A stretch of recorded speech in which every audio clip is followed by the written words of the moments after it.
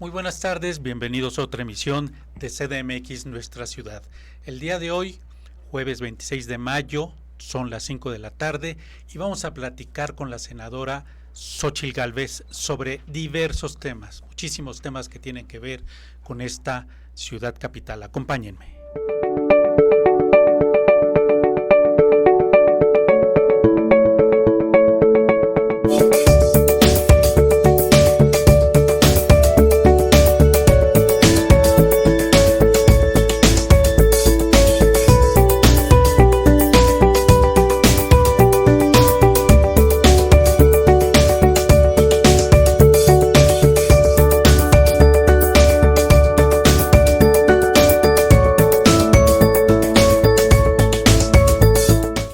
Bueno, no hay mayor alegría que entrevistar a la senadora Xóchitl Gálvez por muchas cosas. Xóchitl, bienvenida. ¿Porque perdió el América? ¡Ay, sí! Híjole, bueno, te diría, Cruz Azul ni siquiera llegó.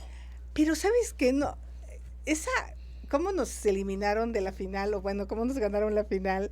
Y cómo perdieron ellos hoy ya, yo lo disfruté un poco, debo confesarlo. Les mando un abrazo a todos los americanistas, pero fue tan horrible cuando perdimos, pero bueno, felicidades a las Chivas, bien merecida esa final. ¿A quién le vas?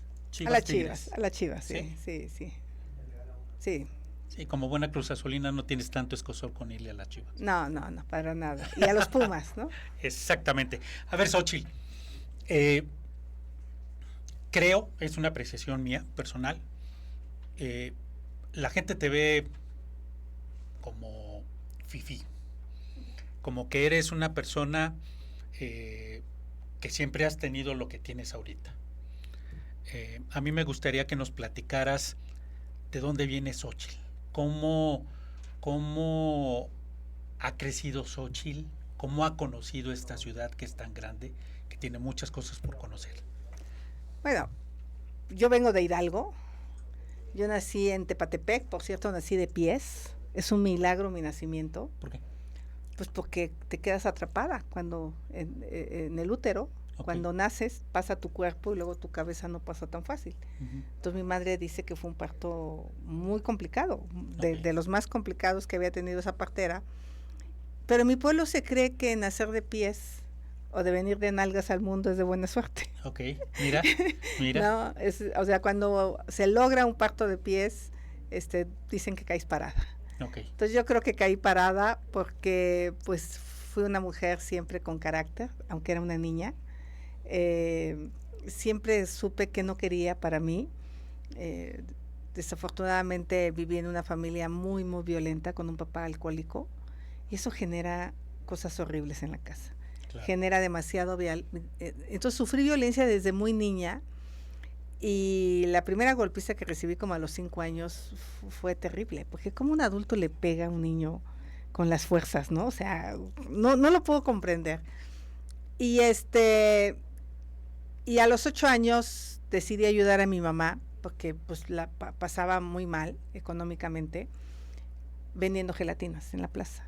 Okay. Entonces Chepa, que por cierto hace poco la vi, ella vendía pollo y pasaba por mí a mi casa y pasaba como a las 6:30 de la mañana y yo estaba un par de horas en el mercado y vendía mis 2 charolas de gelatinas. Okay. Y Chepa acababa ella llevaba pollo para vender, ¿no? Y ya yo me regresaba a la escuela, entraba a la escuela y esa fue como mi niñez, una niñez como difícil, pero también llena de sueños. Me iba al cerro, buscaba escamoles, o sea, me la pasaba bien también. Íbamos al canal, pues que es de Aguas Negras, y ahí nadábamos en ese canal, el canal del norte, que llega el agua negra junto con el río Tula, por allá por mi pueblo. Y pues la verdad es que en mi pueblo no había más que escuela primaria, o sea, pensar de ir a la secundaria pues era difícil, porque había que ir a otro pueblo que se llama Mixquiahuala, y había que pagar pasaje. Y afortunadamente gané un concurso de matemáticas que me permitió venir a conocer la ciudad. Okay. Y fue maravilloso porque aquí vi una taza de baño, aquí pude bañarme en regadera, que es una cosa que yo no conocía. Nosotros nos bañábamos con jícara, buscar el agua, cargar el agua, buscar la leña. Y yo dije, no manches, qué bien viven los chilangos. Claro. Tener agua 24 horas al día, 365 días del año es un privilegio que quizá mucha gente no valora. Claro. Este privilegio se está acabando, aún para la ciudad, porque el tema de cambio climático, que si quieres platicamos después, está generando sequías muy prolongadas y lo estamos viendo con las presas en el Estado de México. La presa de Valle de Bravo tiene niveles récord de baja, de Cutzamala el 37, 40, o sea, estamos viviendo una cosa terrible. Y en el Valle del Mezquital siempre le hemos vivido la escasez de agua, o sea, nosotros crecemos con eso. Es normal Pero para mí fue muy padre. Hoy es el Día Mundial de la Tierra. ¿Qué edad tenías? Me encuentro en el último río. Cuando vine por primera vez a la ciudad, y también me llevaron a la UNAM. Y no sabes la emoción de ver las facultades, facultad de medicina, facultad de ingeniería, facultad de arquitectura, o sea, recuerdo perfecto ese circuito exterior, y bueno, parte de lo que nos decían, pues que había que estudiar, ¿no? Que tenemos que prepararnos. Y yo regresé a mi pueblo llena de sueños, y todo el mundo se burlaba de mí. O sea, dije, yo quiero ir a la UNAM, o sea, así, me lo propuse. Y me decían, ¿cómo crees? Si acaso te dejan ir a la secundaria, pues a lo mejor te puedes ir al internado de Panotla, Tlaxcala, donde mis primas iban a estudiar para maestras. O sea, era como lo que se usaba. Lo más. A lo más que podías llegar. O sea, ya si vas a la secundaria, pues después te vas a Panotla. Y ahí en mi pueblo estaba el Meche, para los hombres que iban a la secundaria, iban al Meche. Y bueno, me seguí trabajando, logré que un tío vendiera mis gelatinas y yo me fui a la secundaria, a Mixquiahuala, todos los días. Y luego hice la preparatoria, trabajando en la presidencia municipal como escribiente del registro civil. Llegué a ser la oficial primera del registro civil a los 15 años. ¿En dónde estudiaste la preparatoria? En Mixquiahuala. En Mixquiahuala. En Mixquiahuala estudié secundaria y la preparatoria era por cooperación, no había escuelas públicas prepas. Había como 4 o 5 escuelas públicas preparatorias en Hidalgo en ese entonces. Pachuca, quizá Tulancingo, una en Tlaulilpan, y todas las demás eran por cooperación, eran escuelas privadas, donde teníamos que pagar la colegiatura. Y ahí es a donde veo la posibilidad de sí venirme a la ciudad. Y obviamente cuando le digo a mi papá, no, pues, ¿cómo? O sea, imposible. No, a ver, no tengo dinero, yo no te voy a apoyar, pero pues le digo, pues no me importa, yo me voy a ir a México. Y me vine a México. Y vine a esta ciudad, hace poco contaba la historia de cómo pasé el examen de admisión, me puse a estudiar muchísimo porque ahorita muchos jóvenes van a presentar los exámenes de admisión. Y para mí realmente el día más feliz de mi vida hasta el día de hoy es el día que me llegó mi telegrama de la UNAM de que había pasado el examen en la Facultad de Ingeniería. O sea, fue como la posibilidad de cambiar mi realidad, la posibilidad de sacar a mi madre de esa pobreza. O sea, yo no tenía otra aspiración más que sacar a mi mamá de esa violencia y de esa pobreza. Era como lo que yo soñaba en mi interior. Pero a ver, Xochitl, llegaste, ¿y a dónde llegaste? ¿Dónde vivías? Llegué, como yo casaba en mi pueblo, yo era la que casaba a la gente del pueblo, era la oficial primera del registro civil a los 16 años. Conocí a una chica que se casó ahí y que me ofreció que si yo venía para acá me podía conseguir un trabajo y me podía pues ayudar, ¿no? Entonces yo guardé su tarjeta y el día que llegué le hablé y le dijo, ya estoy en la ciudad. Se espantó, ¿y ahora qué hago con ella? Y sí me consiguió un trabajo de telefonista, me ayudó a conseguir un trabajo de telefonista y eso fue muy bueno. Y me consiguió un cuarto de azotea en Iztapalapa, con su mamá.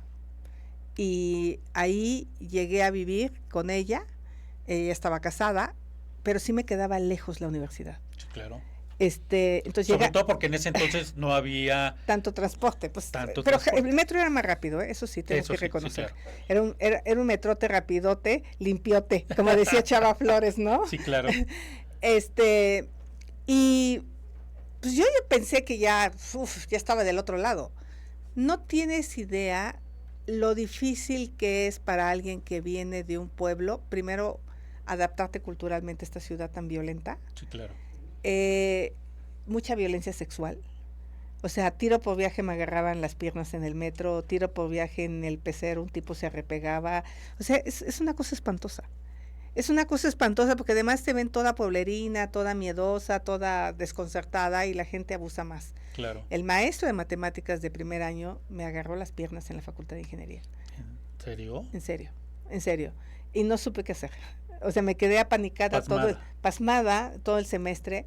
Entonces se la pasa uno muy mal.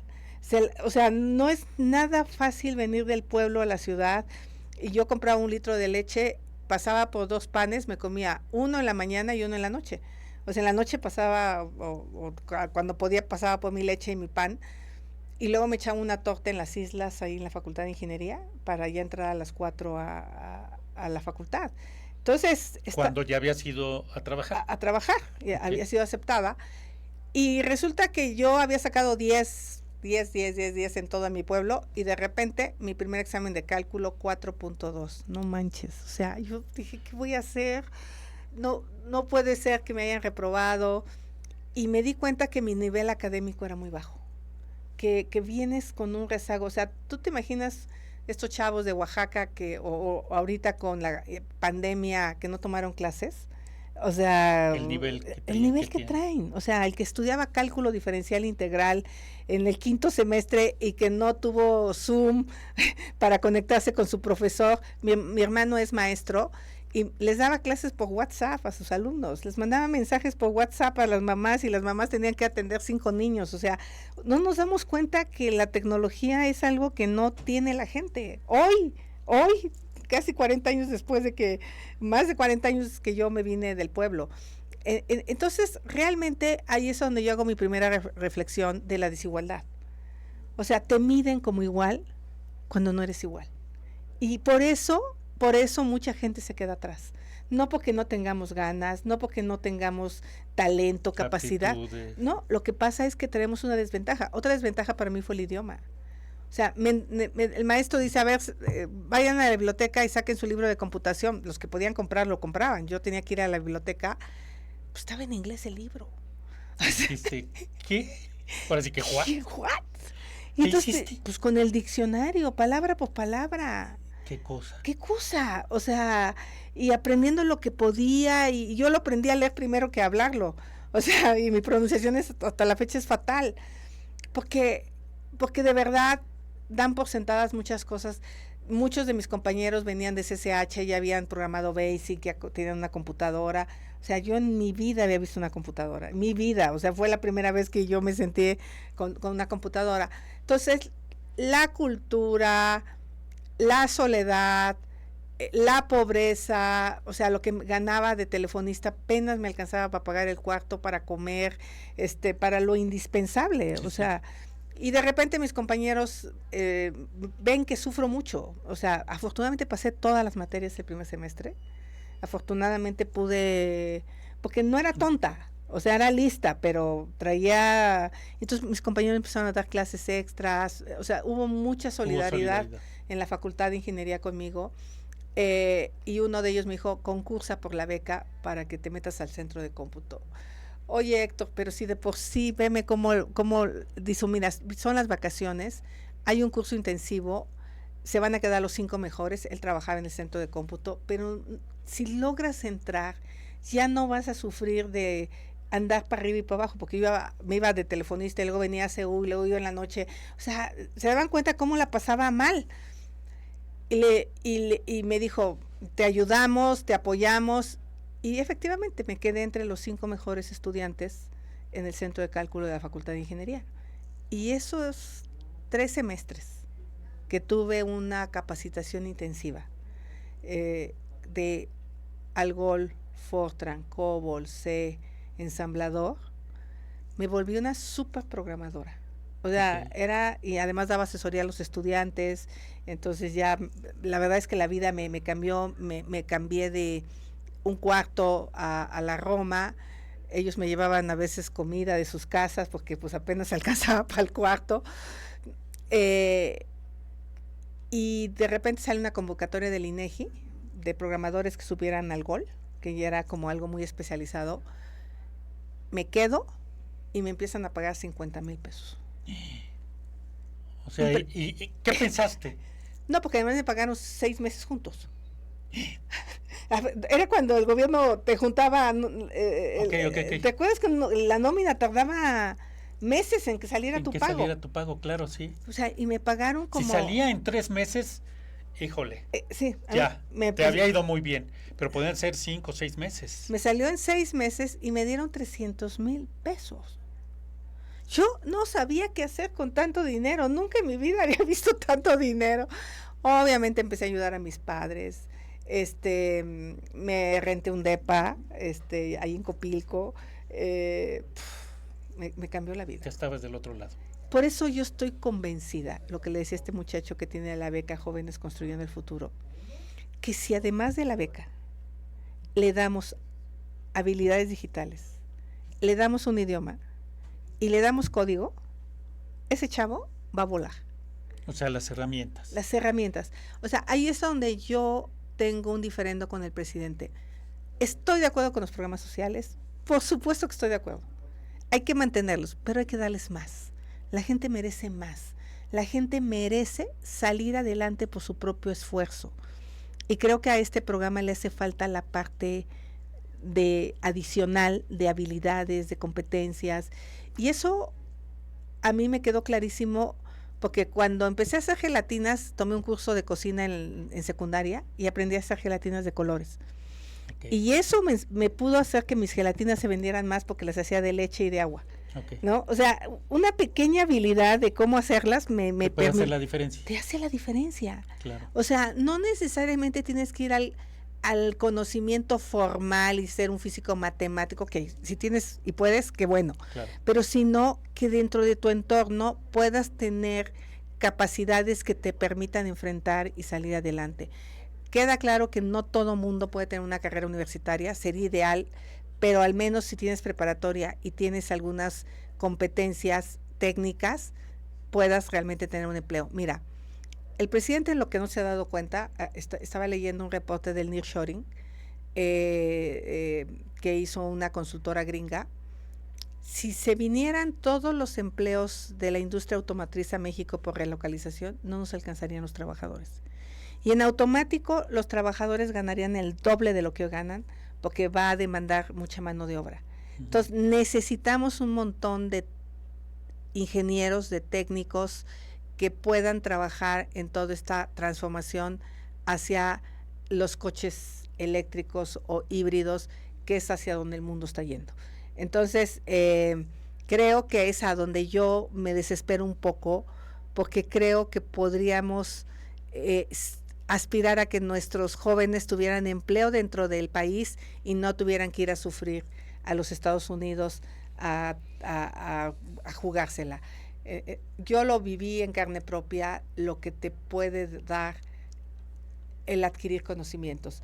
De ahí para adelante me volví una súper experta en robótica, en inteligencia artificial, en edificios inteligentes. Fui por el mundo aprendiendo, hasta que regresé a México y puse mi propia empresa de tecnología. A ver, Xóchitl, ¿y cómo das el paso a la política? Te voy a contar cómo doy el paso a la política, rápidamente. Yo regreso de España, de hacer el pabellón de México en la Expo Mundial de Sevilla en 1992, donde me metía todo el tema de programación de multimedia, que era súper innovador. El pabellón de México fue muy innovador en ese momento desde el punto de vista tecnológico.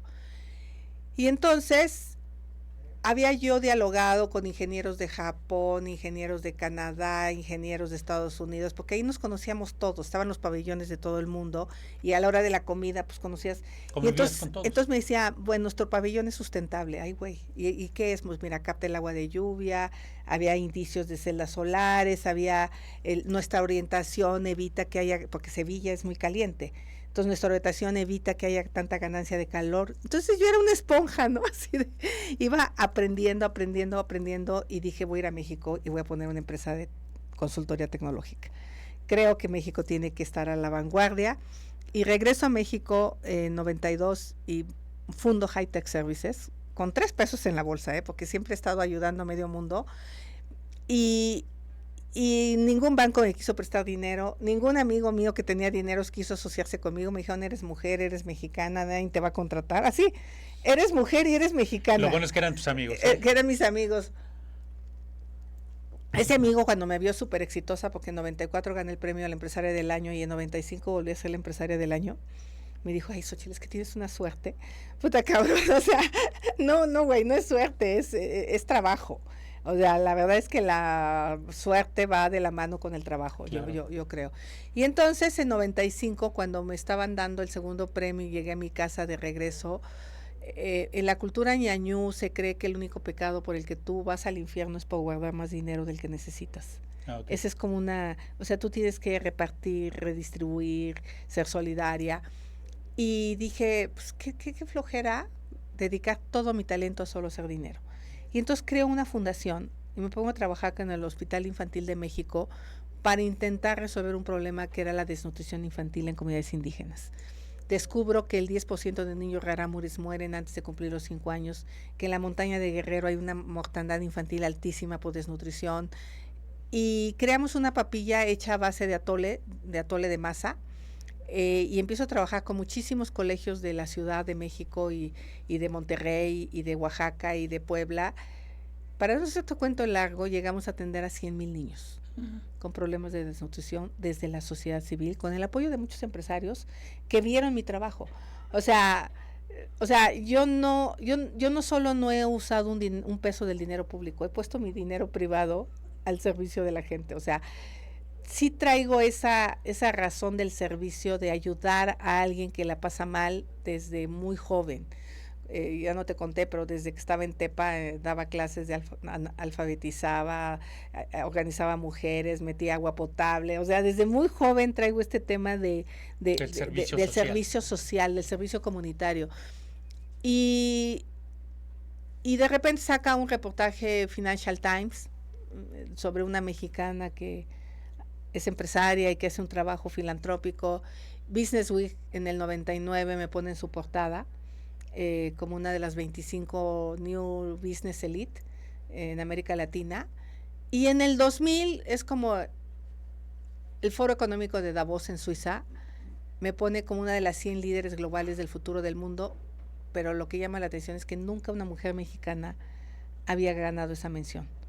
Y entonces, pues ahí es como que me descubre muchísima gente. Y curiosamente, ese mismo año participo en el Foro Social de Porto Alegre en Brasil. O sea, era como un personaje que llamaba la atención en el Foro Económico de Davos, pero también llamaba la atención en el Foro Social. En la parte izquierdosa. En la parte izquierdosa por mi trabajo en comunidades indígenas, ¿no? Claro. Y Vicente Fox me descubre y me invita al gabinete por los Headhunters. Yo no había votado por Vicente Fox. Y me da la oportunidad de que le plantee un proyecto para los pueblos indígenas. Y pues sí, la verdad es que hicimos cosas impresionantes. Y ahorita te voy a contar, porque el presidente Andrés Manuel López Obrador cree que él descubrió el trabajo con los pueblos indígenas. Perfecto. Bueno, pues ya ha escuchado usted a Xochitl Gálvez, tiene muchísimas más cosas que contarnos, que platicarnos, que compartirnos. Vamos a ir a un corte, no se vaya, acompáñenos.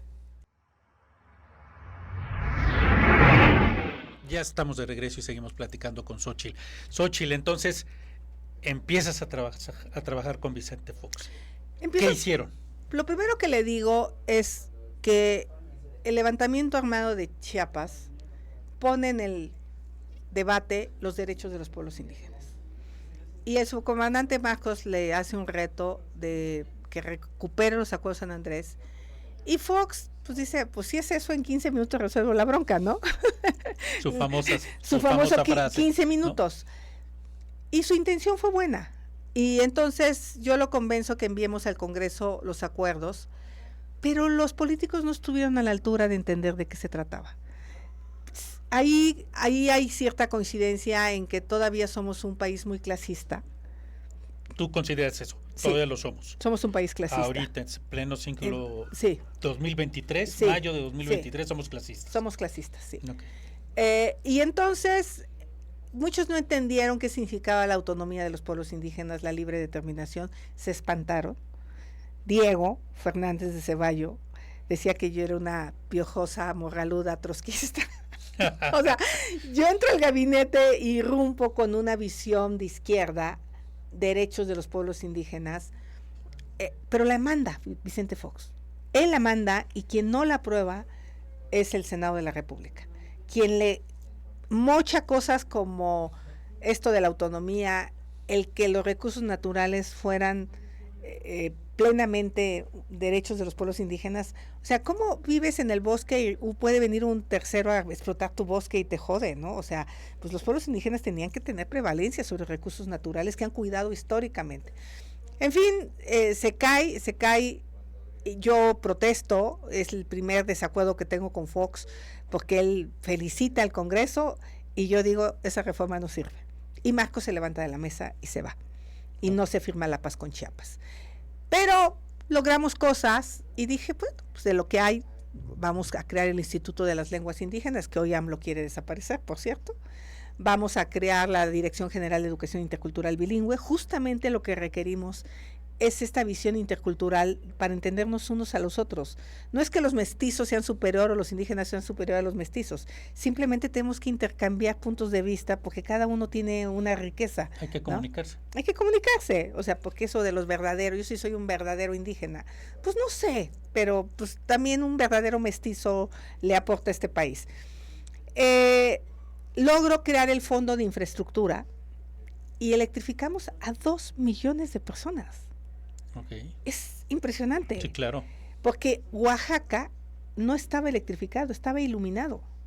Habían llevado un hilo monofásico por todo Oaxaca, pero no podían poner un molino de mixtamal, no podías poner una computadora, o sea, no podías poner un motor bifásico porque pues, se iba la luz. Claro. Entonces construimos 14 subestaciones en Oaxaca.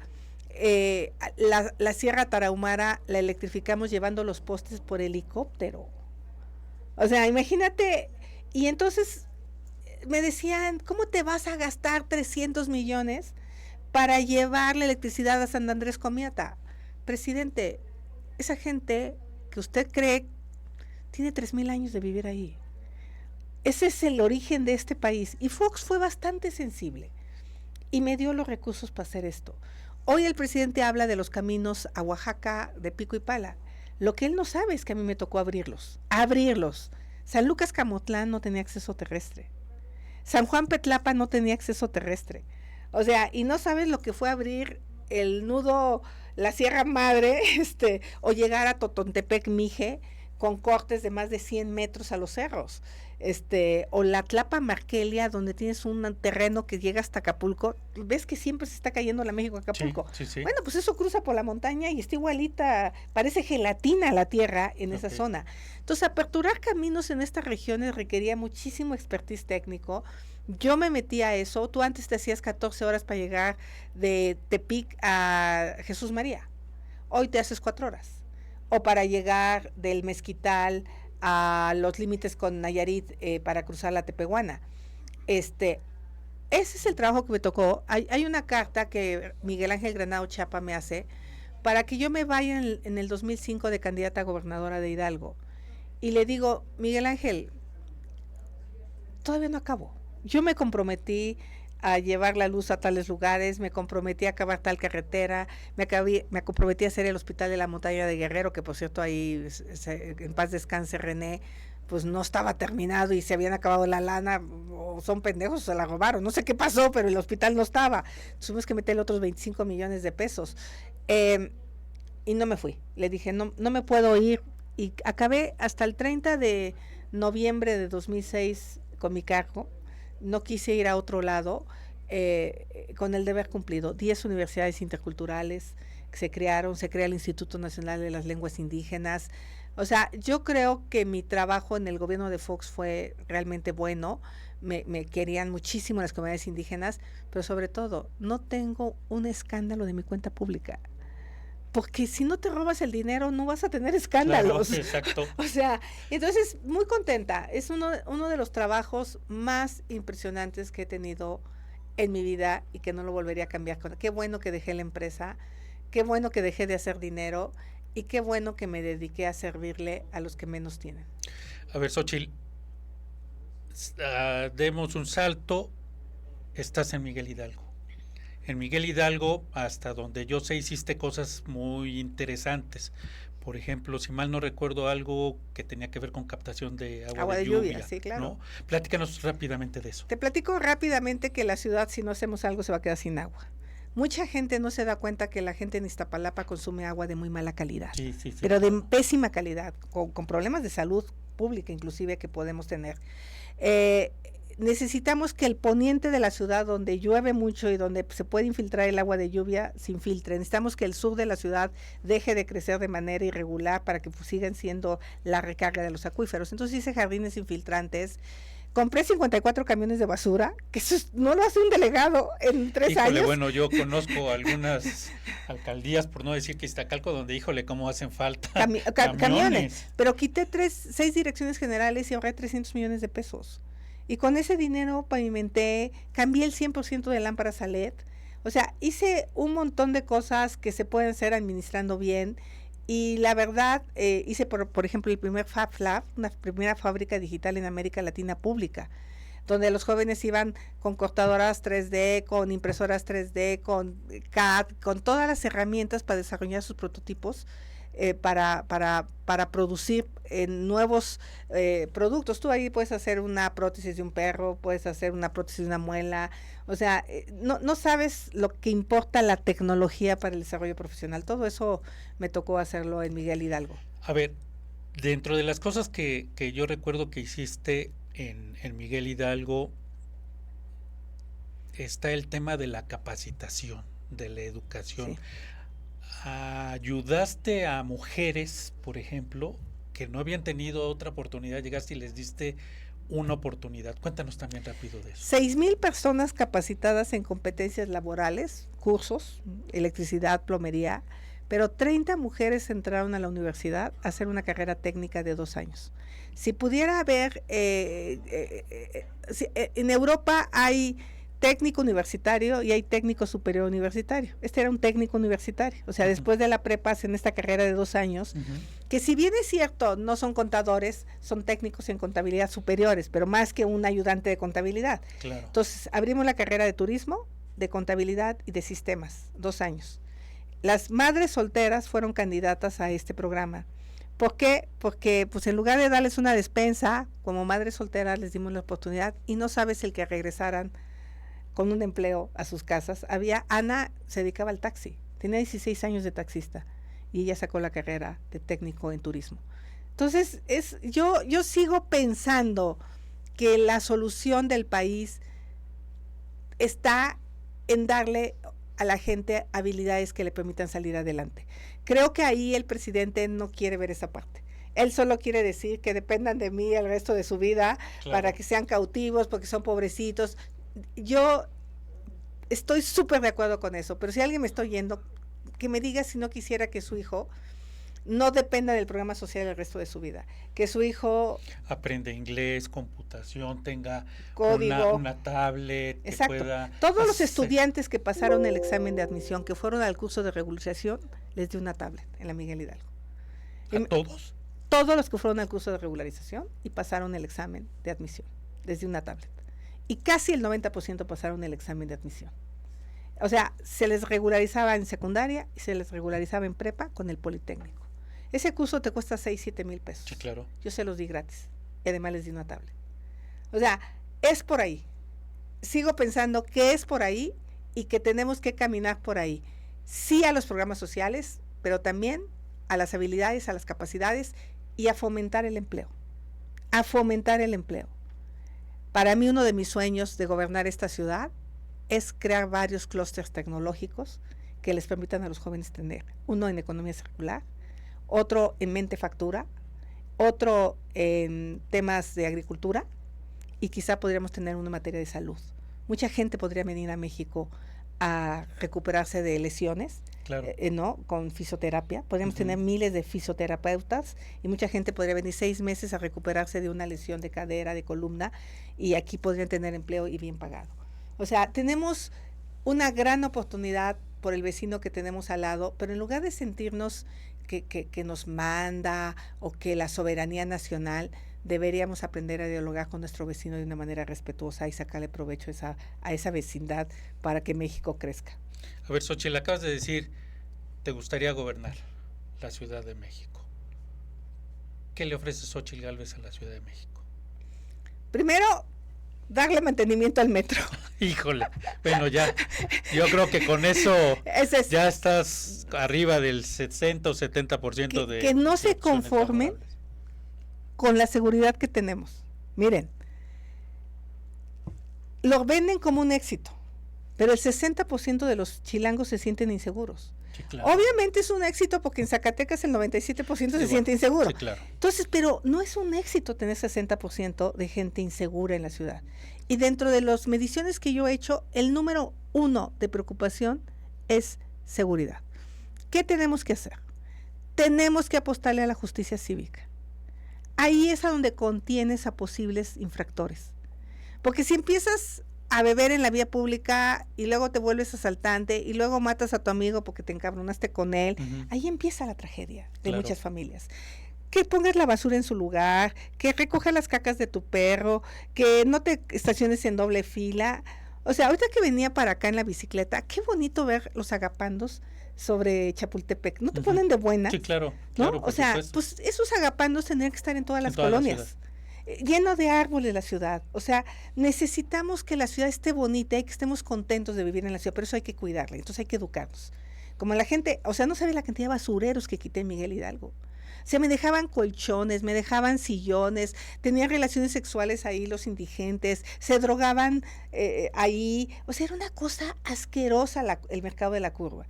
Me costó un año educarlos a que dejaran de tirar la basura. O sea, la gente deja la basura donde puede porque no hay un camión nocturno. Entonces hay que poner coches, a camiones que recojan la basura en la noche. A mí me gustaría poner el cacamóvil que pasara por las heces fecales de los perros, que me las juntes las de la semana, procesarlas adecuadamente, porque ese es un problema. A la gente le encantan los perros, pero luego me agarra las bolsas y las echa al drenaje. O sea, necesitamos educarnos. Yo empezaría por ahí, por la educación cívica, por el respeto al vecino, por el respeto a tu colonia. Y luego, obviamente, hay un policía que yo quiero mucho que se pone en Monte Camarón, donde yo vivo, que como en mi bicicleta, siempre de buen humor, el tráfico, te ayuda, atiende a los vecinos. Ese es el policía que yo quiero en todas las colonias. O sea, no es un policía privado, es el policía de la ciudad. El policía de la ciudad. Okay. No sabes, o sea, está en esa esquina y ahorita que regrese lo voy a ver arreglando el tráfico de Periférico y Palmas. Okay. O sea, el cuate es súper movido, súper simpático, súper agradable y está grandote, mide como 1.90. Puta, yo no creo que alguien se atreva a hacer algo ahí en esa colonia. O sea, claro que el policía de barrio, pero a ese policía hay que darle una beca para sus hijos que vayan a una escuela universitaria, hay que darle vivienda, servicio médico. O sea, hay que dignificar a nuestros policías porque la verdad los tenemos muy jodidos. 3, inteligencia artificial. No es posible cuidar toda la ciudad tan grande, pero sí podemos poner un montón de cámaras con inteligencia artificial, con analíticos.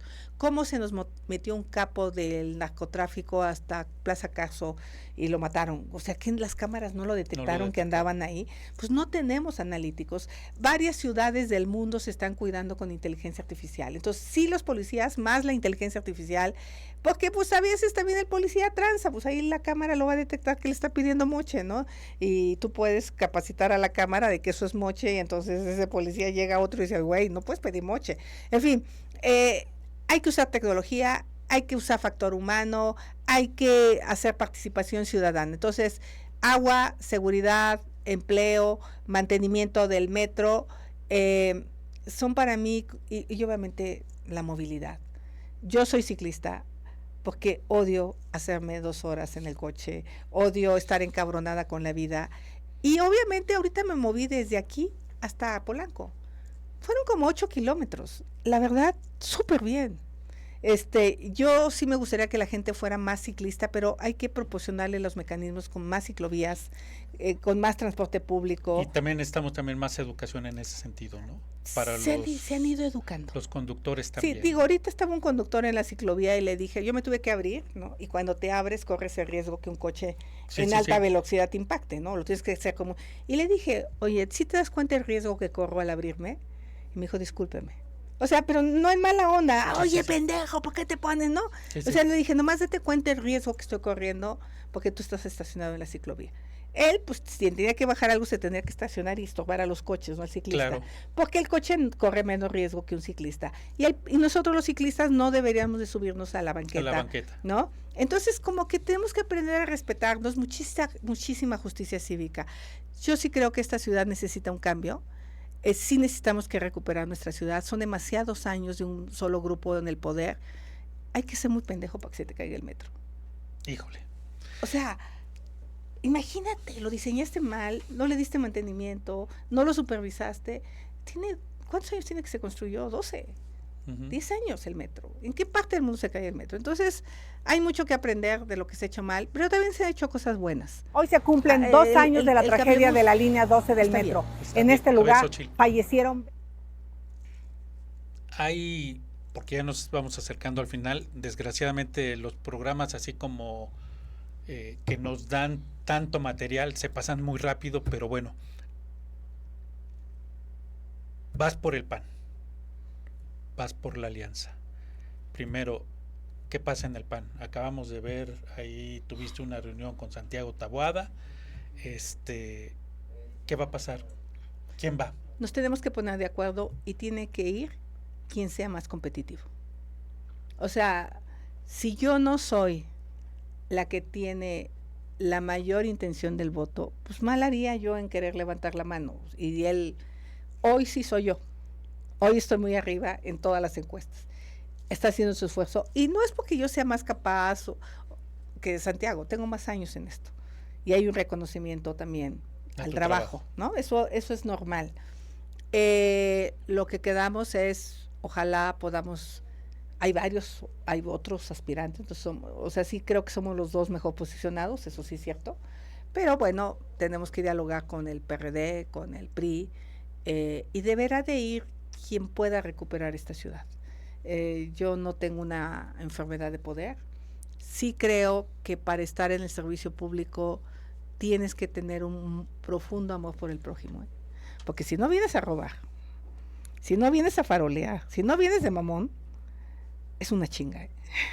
Ay, híjole, es que era lo que te iba a decir, te saca la rifa del tigre, pues sí. Y sobre todo con esta ciudad con todas las cosas que faltan por hacer en la ciudad Xóchitl, hay muchísimas cosas por hacer. ¿No dormirías mucho? Pues mira, ya estuve en un gabinete presidencial. O sea, ya sabes cómo está la cosa. Ya sé de qué se trata. Pues de repente me decían, hay una matanza en Oaxaca, murieron 21 por la tierra y te toca irte en un helicóptero, o se están matando en la Sierra Tepehuana y te tienes que ir en este momento, ¿no? O sea, sé lo que son las crisis, sé lo que es ejecutar recursos públicos con eficacia. Quizá esa sea mi mayor cualidad. El haber sido empresaria y el ser empresaria me da una claridad de lo que cuesta ganarse el dinero.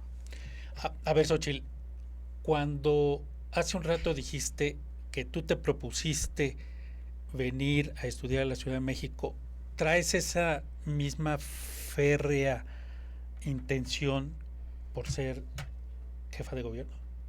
Pues sí, o sea, a mí, a diferencia de otros personajes, nunca me han regalado nada.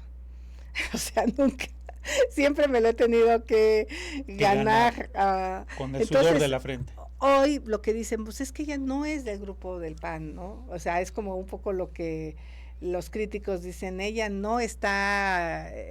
primero, no tengo la militancia del PAN, pero he sido honorable como funcionaria pública del PAN.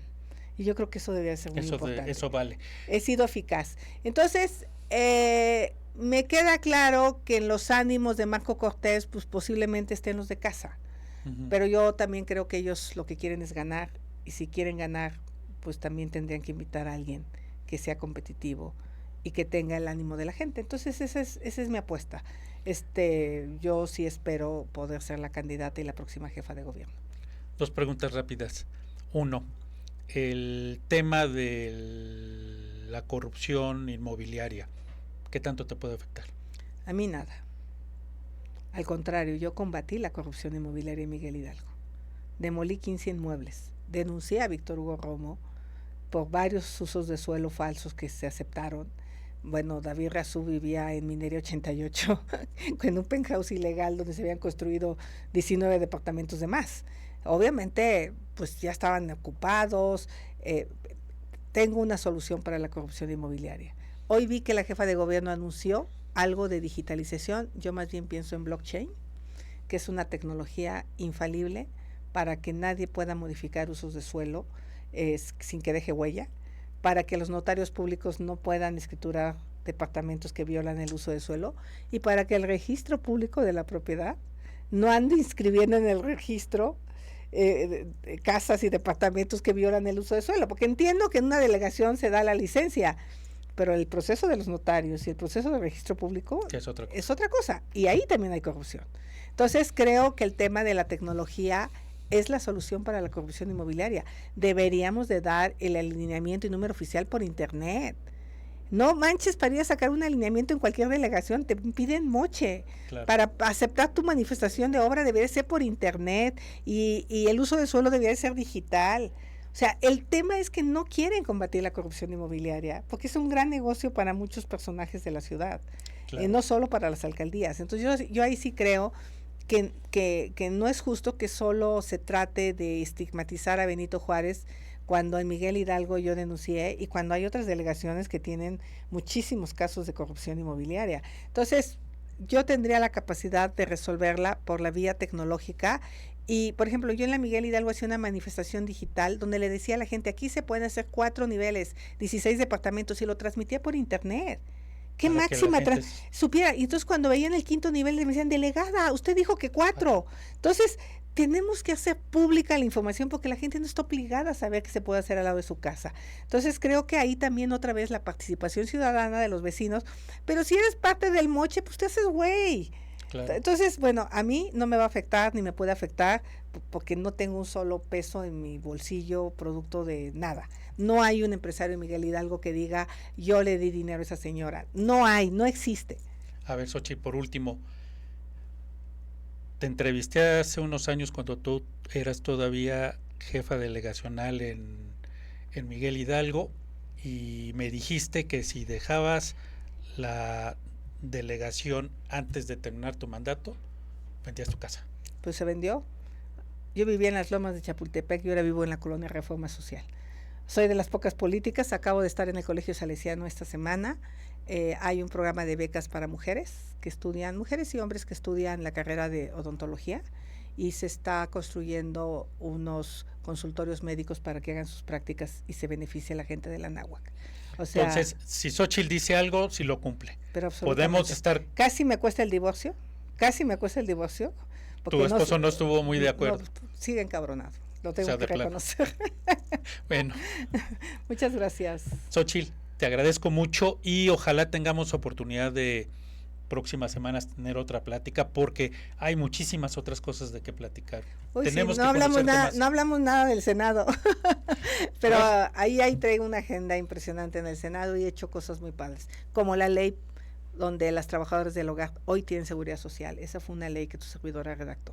Pues mira, tenemos mucho que platicar. Gracias. Xochitl, muchísimas gracias. Y gracias a ustedes por acompañarnos. Los espero la próxima semana, el próximo jueves a las 5 de la tarde, en otra emisión de CDMX Nuestra Ciudad. Hasta pronto.